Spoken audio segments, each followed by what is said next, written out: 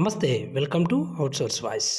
PF డబ్బులు ఎక్కడ మోసం చేస్తున్న ఏజెన్సీలను కంటిన్యూ చేయడంపై రాష్ట్ర వ్యాప్త అవుట్సోర్సింగ్ ఉద్యోగుల నిరసన.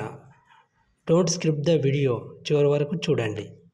అవుట్సోర్సింగ్ ఏజెన్సీలను కంటిన్యూ చేయడం కోసం ప్రభుత్వం ఉత్తర్వులు జారీ చేసింది. సరే, ప్రభుత్వాన్ని విధానం అలా కనబడుతుంది ప్రజాప్రభుత్వంలో, కానీ కాంట్రాక్ట్ వాళ్ళను కూడా అవుట్సోర్సింగ్లో కలుపుతున్నారు. సరే, అలానే చేయండి. కానీ ఇప్పటి వరకు పనిచేసిన ఎవరైతే అవుట్సోర్సింగ్ ఎంప్లాయీస్ ఉన్నారో వాళ్ళ వేతనంలో మినాయించిన కట్ అయిన పిఎఫ్ వాటి జాడ ఏంది చెప్పండి.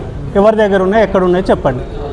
ఆ జాడ వదిలిపెట్టేసి ఆ ఏదైతే నష్టం జరిగిందో వాళ్ళనే ఎందుకు కంటిన్యూ చేస్తుందో అది పాలకులు తెలియాలి. నెంబర్ 1. నెంబర్ 2 సమస్య ఏంటంటే, పేపర్లలో చూస్తున్నాం, మానసికంగా చాలా ఇబ్బంది పడుతున్నాం. ఏది వీళ్ళు అక్రమాలు చేసిండ్రు, వీళ్ళు అక్రమంగా నియామకమైనరు, అదేండ్రు అని ఏజెన్సీలు తప్పు రిక్రూట్ చేసిండ్రు అనేది పేపర్లలో చూస్తున్నాం. మానసికంగా ఇబ్బంది పడుతున్నాం.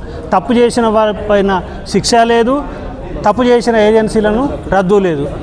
మరి నష్టపోయేది ఎవరో ఒకసారి ప్రభుత్వం ఆలోచించి న్యాయం చేయాలి. ఇక మూడవది ఏంటంటే, రిక్రూట్మెంట్స్ శాశ్వత ఖాళీలలో అన్ని డిపార్ట్మెంట్లు, అన్ని శాఖలు, అన్ని క్యాడర్లలో వెయిటేజ్ మార్కులు కంపల్సరీ ఇవ్వాలి, ఏజ్ రిలాక్సేషన్ కంపల్సరీ ఇవ్వాలి. ఇది కొత్త రూల్ కాదు, ఆల్రెడీ పాత రూలే. కనీసం ఆ రూల్ కూడా చేయట్లేదు.